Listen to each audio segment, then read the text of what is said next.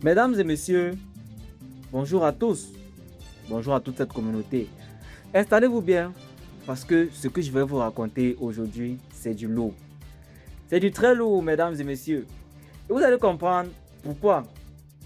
Je dis que la nuit dernière restera gravée dans les livres d'histoire de cette guerre. Je vais vous dire une chose.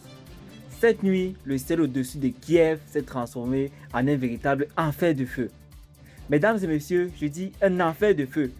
Et si vous vous rappelez, pour ceux qui ont vu la dernière vidéo, je l'ai dit hier, que Moscou préparait une attaque intensive de 36 heures sur Kiev. Et ce n'est pas encore fini. Nous ne sommes que dans les débuts des 36 heures. Et si vous voulez comprendre ce qui va se passer durant toutes ces 36 heures, mesdames et messieurs, abonnez-vous et suivez toutes nos précédentes vidéos. Parce que ce qui s'est déjà passé hier nuit, je vous assure, ça va vous choquer. Partagez la vidéo, likez la vidéo, mesdames et messieurs, pour que ça touche un grand nombre de personnes. Parce que ceci, les médias occidentaux ne veulent pas que vous le sachiez. Partagez massivement, likez, mettez un commentaire, un salut, un merci. Entrons dans le vif du sujet, mesdames et messieurs. Voici ce qui se passe. La Russie vient de lancer l'une des plus grandes attaques offensives combinées de missiles et de drones depuis le début de cette guerre. Donc, c'était la plus grande attaque depuis le début de cette guerre. On parlait d'environ 82 000 missiles au total. Écoutez bien ce chiffre, 82 000. Quel genre de missiles? Des KH-101 lancés depuis les bombardiers stratégiques TU-81, 95 et TU-160. Des missiles hypersoniques Sikon. Mesdames et messieurs, Moscou a sorti le grand jeu.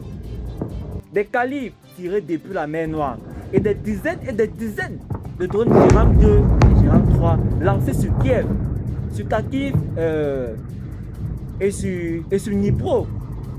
Vous comprenez un peu l'ampleur de la chose? On ne parle plus d'une simple frappe, on parle d'une saturation totale du ciel ukrainien. Et là, mesdames et messieurs, voici le point qui doit vous interpeller.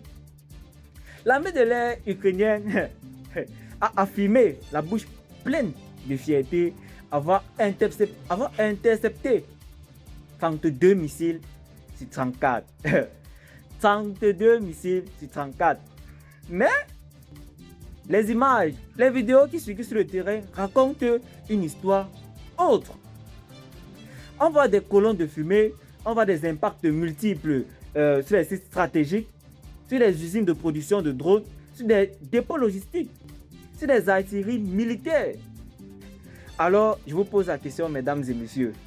Pensez-vous que l'Ukraine a vraiment intercepté 32 000?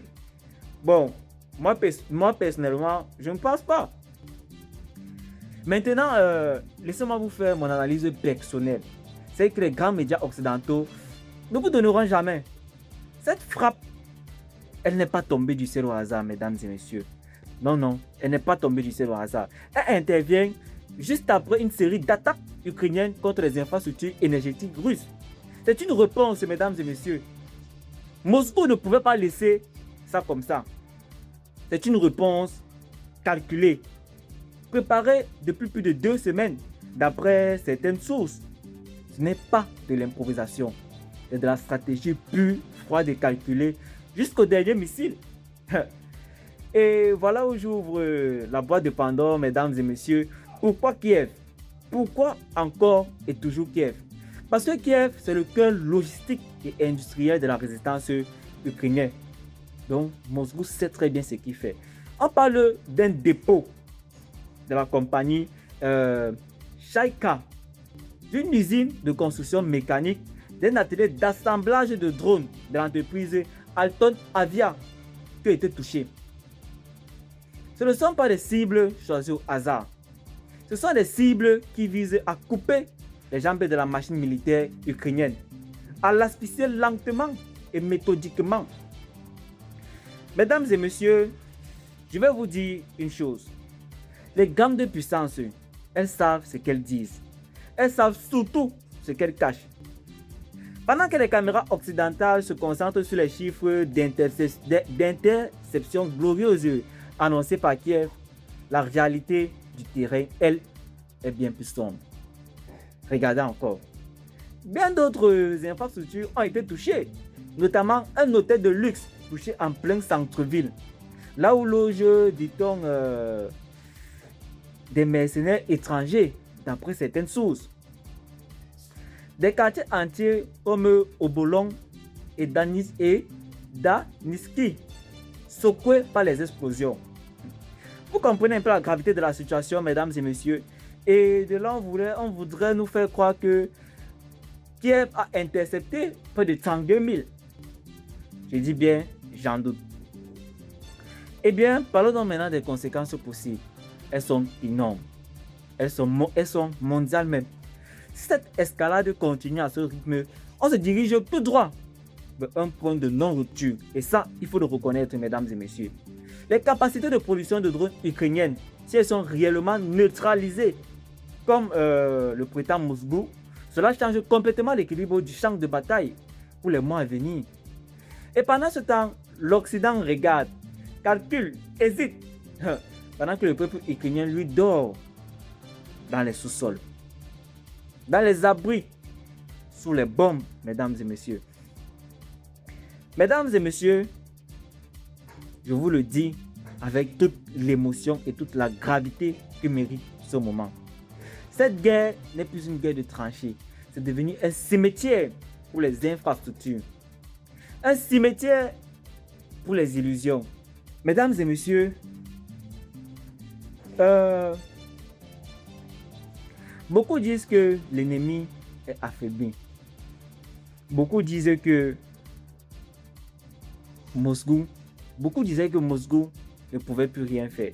Alors, mesdames et messieurs, si cette vidéo vous a ouvert les yeux, si elle vous a fait comprendre un peu plus la réalité brutale de ce qui se joue en Ukraine en ce moment, je vous demande une seule chose: likez cette vidéo, abonnez-vous à la chaîne, aimez, décrivez et surtout partagez au maximum, parce que l'information, la vraie information, elle doit circuler.